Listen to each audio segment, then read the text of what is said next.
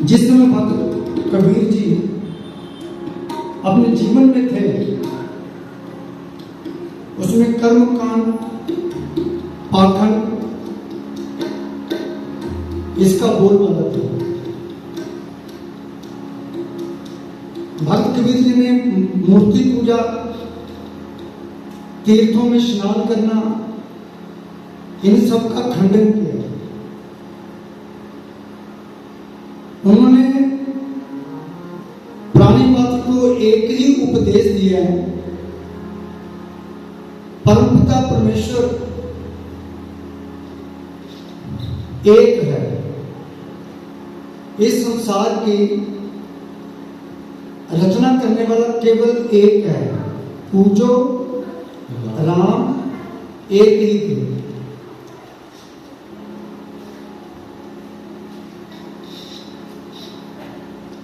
पर यहाँ थोड़ा राम का जो जिक्र है ना, उसको थोड़ा सा कर दूं मैं सबसे माफी मांग के बात कहना चाह रहा हूं। एक राम दशरथ का बेटा, वो मर्यादा पुरुषोत्तम है, पर जिस राम की भक्त कबीर जी विचार रख रहे हैं, एक राम घट घट में लेता, जो परमपिता परमेश्वर है ना, उसका जिक्र किया है भक्त कबीर जी ने। उन्हें कहा केवल वो एक है, उसी के नाम को जपना। सच्चा तीर्थ स्नान, गुरु की सेवा। गुरु परमेश्वर का नाम, आप राम राम जपो, वो गुरु की सेवा है। पर भगत जी इस शब्द में समझा रहे हैं, कह रहे हैं अंतर में जे तीर्थ ना हो। उन्होंने तीर्थों का खंडन भी नहीं किया और ये समझाने की कोशिश की है कि भाई तू तीर्थों में स्नान कर, पर तेरा जो मन है ना वो स्वच्छ होना चाहिए, निर्मल होना चाहिए। तीर्थों में स्नान करने का तभी फायदा है अगर मन हमारा स्वच्छ है, अगर हम सत्य से जुड़े हुए, सच से जुड़े हुए हैं, तभी भी तीर्थों में स्नान करने का फायदा है। भगत जी समझा रहे हैं अंतर में जे तीर्थ ना। तेरे मन में द्वेष है, मन में मैल भरी हुई है, मन पापों से भरा हुआ है, और तुम तीर्थों का स्नान कर रहा है, तो तीर्थों का स्नान करने का कोई फायदा नहीं। कहते अगर तीर्थों से स्नान करने से जो व्यक्ति मन में द्वेष रख के तीर्थों का स्नान करता है, भगत जी कह रहे हैं उसमें वैकुंठ भाव, उसकी संसार से मुक्ति नहीं होनी, वो मुक्त नहीं हो सकता।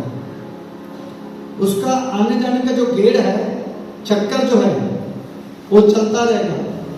पैदा होगा मरेगा, पैदा होगा मरेगा, पैदा होगा मरेगा। 84 लाख जोनियां हैं जिसमें एक जीव आत्मा भटकती है।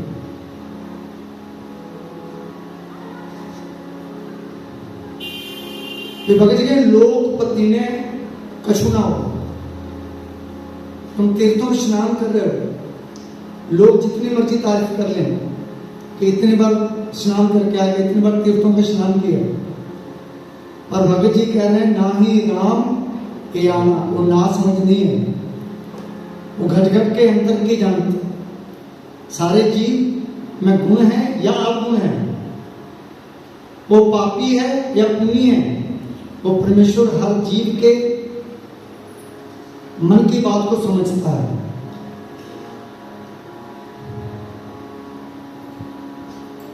मन सच्चा रखना, तभी हमारा नाम जपा हुआ सार्थक है। आज हम भक्त कबीर जी के याद में बैठे हुए हैं और हमें यही राह लेके जाना है कि भक्त कबीर जी का संदेश क्या था जीव के प्रति। भक्त जी हमें समझा क्या रहे हैं, कहना क्या चाह रहे थे, उसको अपने हृदय में लेके जाना है। सत्संगत करने का तरीका है। भगत जी फिर मेंढक का उदाहरण दे रहे हैं शब्द में। करें जल के मज्जन पाव स्नान करने से, पानी के स्नान करने से गति नहीं मिलेगी, मुक्ति नहीं मिलेगी। जल के मज्जन जे गत होगा। फिर उन्होंने एग्जाम्पल दिया मेढक का। मेढक पानी में रहता है, हमेशा में आते रहता है। नित नित मेंढक ना हो। मेंढक जो है हमेशा पानी में है। अगर जल के स्नान करने से मुक्ति मिल जाए तो मेढक को मुक्ति मिलनी चाहिए। मेढक इस संसार से खत्म होगी, उसकी मुक्ति हो जाती है, वो दोबारा संसार में आता ही नहीं। और जल के स्नान करने से, तीर्थों के स्नान करने से मुक्ति नहीं मिलेगी। फिर कह रहे जैसे मेंढक, जैसे मेंढक पानी में 24 घंटे है और उसका आने जाने का गेट चक्कर खत्म नहीं हुआ, वैसे ही ये नर है, मनुष्य जो है उस मेंढक के समान। जैसे मेंढक तैसे कोई नर जो तीर्थों में स्नान करने जाते हैं, जिनका उद्देश्य कि स्नान तीर्थों में करने से हमारी मुक्ति मिल जाएगी, उस परमेश्वर की प्राप्ति हो जाएगी। कहते जैसे मेंढक है उस मेंढक के समान ही बोलना। फिर जो नहीं आता, मनुष्य की आने जाना बना हुआ है, वो पैदा होता है मरता है, पैदा होता है मरता है, भाव उसका इस संसार में आना जाना लगा हुआ है। भगत जी कह रहे हैं अगर मुक्ति चाहता है तो परमेश्वर के नाम को जपो, पूजो। राम एक ही देव, उस परमेश्वर के नाम को जपना, राम राम राम राम जपना है। उस राम के नाम जपने से मुक्ति मिलनी है, ना कि तीर्थों के स्नान से।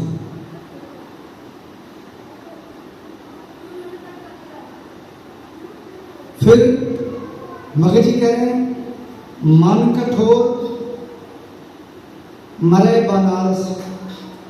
एक आम प्रचलित है कि जिस व्यक्ति की कांशी में बनारस में मृत्यु हो जाती है वो स्वर्ग को चले जाते हैं। मैं नहीं कह रहे, भगत जी की वाणी कह रही, भगत जी कह रहे हैं। पर भगत जी कहते नहीं, अगर मन कठोर है, मन में कपट है, भले वो बनारस में कांशी में जाकर मर जाए, नरक से नहीं बच सकता। नरक ना बचे, नरक से नहीं बच सकता। उसके पहले हमने श्लोक बोला, क्या नरक क्या स्वर्ग विचारना।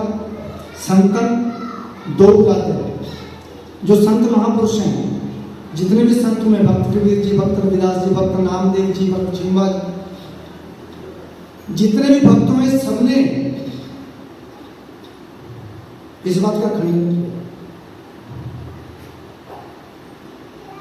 कहते नरक और स्वर्ग कुछ नहीं। अभी हम सब बैठे सत्संगत कर रहे हैं, ये स्वर्ग है। जब तक हम परमेश्वर के नाम से जुड़े हुए हैं, राम नाम का सिमरन कर रहे हैं, तब तक स्वर्ग है। जब नाम छोड़ के दुनियावी काम में लगे, फिर वो हमारे लिए नरक है। आगे जाके कोई स्वर्ग नरक नहीं है, सब यहां पर है। अपने कर्मों का फल यहीं प्राप्त होना है। गुरु ग्रंथ साहिब में एक शब्द आता है, सतयुग, द्वापर, त्रेता वणी है, कलयुग, उत्तम जुगाम है। हम सारे ही कहते कि सतयुग जो था बहुत उत्तम था,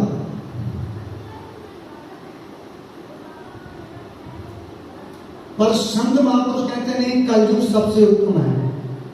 कलयुग उत्तम जुगम है, चारों जुग में कलयुग जो सबसे उत्तम है। क्यों? ऐ कर करे सो ऐ कर पाए। मनुष्य इधर अच्छा काम करता है, उसका फल तुरंत प्राप्त हो जाता है। मनुष्य बुरा काम करता है, पाप करता है, उस पाप का फल भी जो बुरा है उसको साथ ही साथ प्राप्त हो जाता है।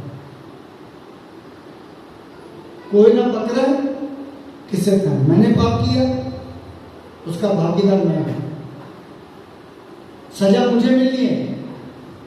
अगर मैंने कोई अच्छा काम किया, परोपकार का काम किया, उसका फल मुझे प्राप्त होना, किसी दूसरे को प्राप्त नहीं होना। तो भक्ति कह रहे हैं जो भी करना है सोच समझ के करना, अच्छा करना। नर्क और स्वर्ग यहीं पर है। जो संत परमेश्वर के नाम से जुड़े हुए हैं, कह रहे हैं हरि का संत मदय आरंभ, उसकी कहीं मौत हो जाए, अपने कुलों को उतार पार कर देता।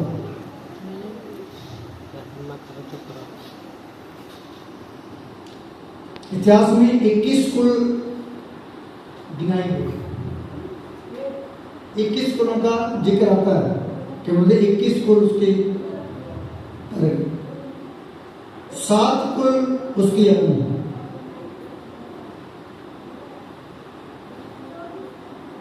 7 कुल ससुराल और 7 कुल अपने ननिहाल की। टोटल 21 कुलें हैं। जो व्यक्ति नाम से जुड़ा है, एक व्यक्ति जो नाम से जुड़ गया वो अपने 21 कुलों का उद्धार कर, एक व्यक्ति जो नाम से जुड़ गया। मगर यही चीज हम जानते हैं, अगर सच्चा तीर्थ करना है ना, सच्चा स्नान करना है, साचा नाम गुरु की सेवा। गुरु की सेवा क्या है? परमेश्वर का नाम। 68 तीर्थ सगल पुण्य जी दया परवान। किसी एक जीव को दया कर दो, 68 तीर्थ का स्नानों का फल जो है एक व्यक्ति पे परोपकार करने से प्राप्त हो जाएगा। एक जीव को दया करने से। कोई व्यक्ति भूखा है, आप उसको भोजन करवा दीजिए। ठंड में कोई व्यक्ति ठोठोगा, उसको कंबल दे दीजिए। किसी व्यक्ति को पैसे की जरूरत है, उसकी पैसे से मदद कर दीजिए। किसी को दवाई की जरूरत है, बीमार उसको दवाई दिलवा दीजिए। ऐसी दया, ऐसा परोपकार का काम जो है 68 तीर्थ, 8 और 7, 68 तीर्थ ग्रंथों में लिखा है, 68 तीर्थ हैं, उनका फल प्राप्त हो जाता है एक जीव पे दया करने। तो भगत जी समझा रहे हैं, दिन समझा रहे हैं, वेद नहीं शास्त्र। वो परमेश्वर अकाल पुरख वाहिगुरु जो है, इस सृष्टि की रचना करने वाला रचनाकार जो है, वो घट घट में समाया हुआ है। कैसे? सगल वनस्पत में बैसंतर, बैसंतर भाव आग, जितनी भी जंगल की वनस्पति लकड़ी है सब में आग है, सिर्फ माचिस से जलाने के लिए है। आप लोहे को, कांच को, पानी को जितना मर्जी माचिस मार लो कभी जलेगी नहीं। लकड़ी को माचिस दिखा दो, लकड़ी में जितनी लकड़ी डालते जाओ वो जलती जाएगी, आग बढ़ती जाएगी। उसमें पानी डाल दो वो बुझ जाएगी। इस अग्नि की तरह ही हमारी तृष्णावा, इच्छावा, जो हमारी आवश्यकता है ना, वो इस लकड़ी की तरह है। जलती हुई लकड़ी में जितनी लकड़ी डालेंगे उतनी आग तेज होगी। वैसे ही हमारी जो मन की इच्छाएं हैं वो उस लकड़ी की तरह, लकड़ी में आग की तरह काम करती है। पर ये बुझेगी कैसे? तृष्णा बुझे हरि के नाम, परमेश्वर के नाम जोड़ने से। नाम रूपी जल हृदय में डालने से मन शांत होगा, तो मन हमेशा अशांत रहेगा।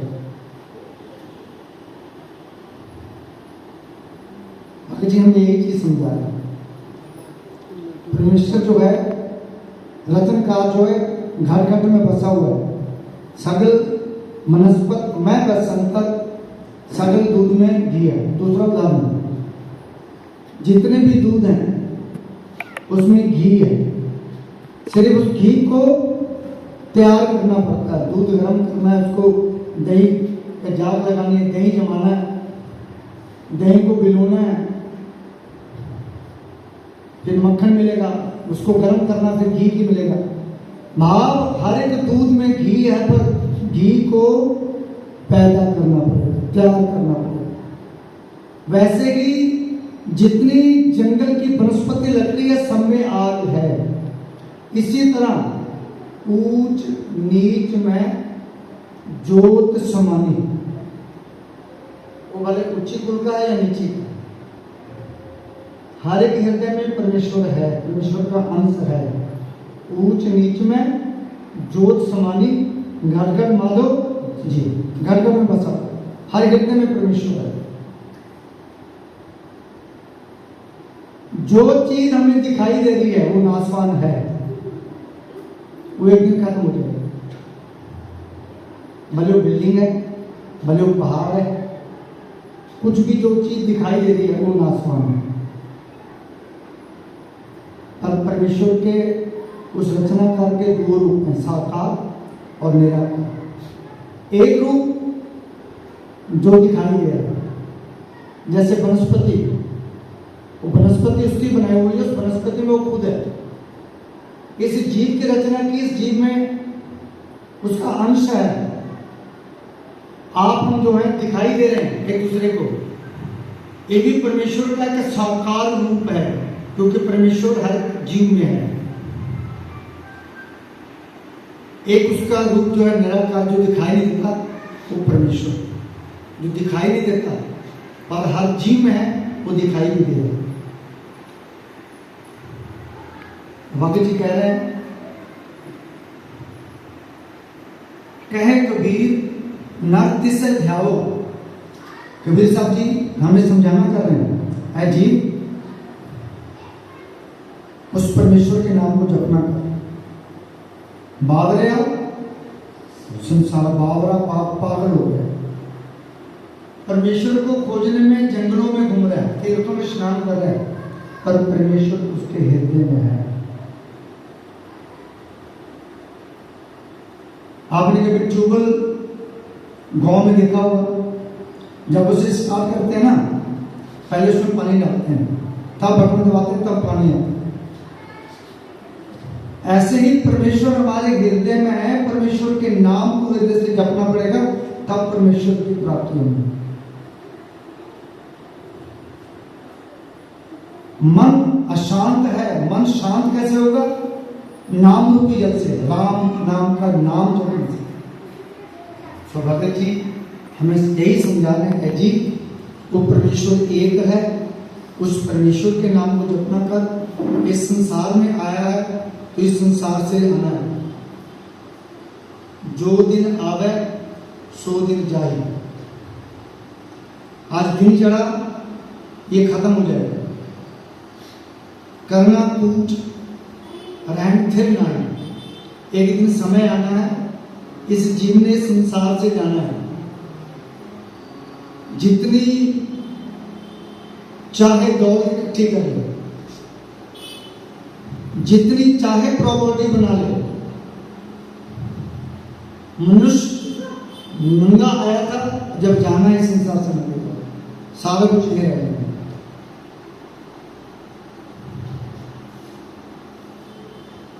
एक आम कहावत चलती, जो जीता वो सिकंदर। सिकंदर बहुत बड़ा धनाढ्य हुआ। जब उसका अंतिम समय आया ना, इस संसार से जब गया, उसके जो नौकर चाकर अहंकार थे, उनको पता है जब मैं इस संसार से जाऊंगा, जब अर्थी लेके जाओगे ना, बोलता मेरे दोनों हाथ से बाहर निकाल दो, अर्थी से बाहर निकाल दो। दूसरा काम,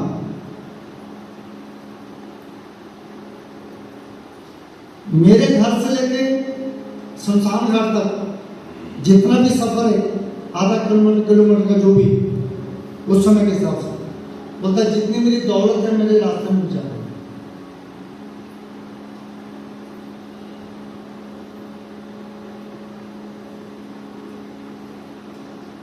उनसे पूछा कि ऐसा क्यों?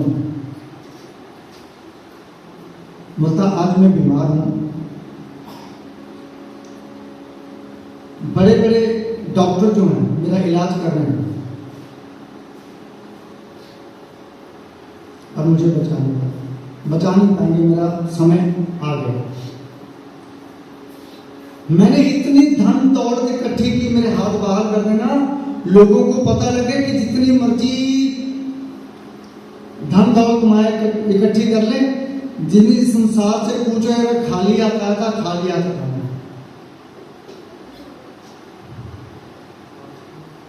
जो माया रास्ता भी शामिल, उसका भाव बोला माया जो है इतनी है कि मेरी लाश जो है लोग लेके धन दौलत के ऊपर से लेके जा रहे हैं, पर ये भी मुझे बचा लेंगे। बाप जो मनुष्य इस संसार में आया है, जितने उसके श्वास हैं उसने लेने हैं। जिस दिन श्वास पूरे होते उसने संसार से पूछ कर करना पूछ रहन नहीं। साथ में क्या जाना है? जो हम सत्संगत करते हैं, जो परमेश्वर का नाम जपते हैं, जो राम का नाम लेते हैं, वो हमारे साथ रहना है और शब्द के